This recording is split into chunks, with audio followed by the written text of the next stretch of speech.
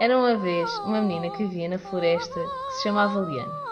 Ela adorava passar os dias a limpar a casa com os seus amigos. Certo dia, apareceu uma vizinha nova. Vizinho, quem és tu? Sou a Luísa, a vizinha nova do bairro. Trouxe umas maçãs para provar que vieram da minha terra.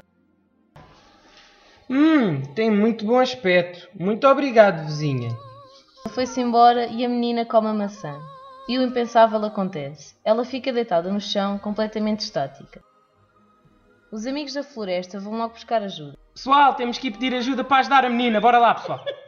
Aparece então o Sr. Dom José Dragão. Que está montado em cima do seu grande pônei e a borboleta azul diz: José de Aragão, vem-nos ajudar, por favor. A nossa amiga está muito mal. Nada temam, meus fiéis companheiros. Eu irei salvar a menina.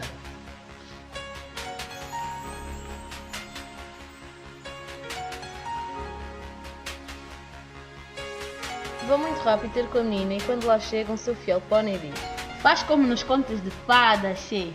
Espeta-lhe um beijo na boca, ela vai acordar.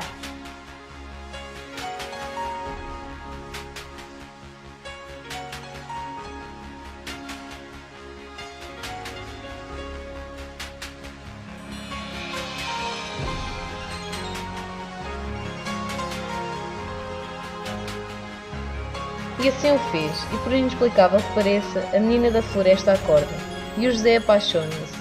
Casam-se e vivem felizes para sempre.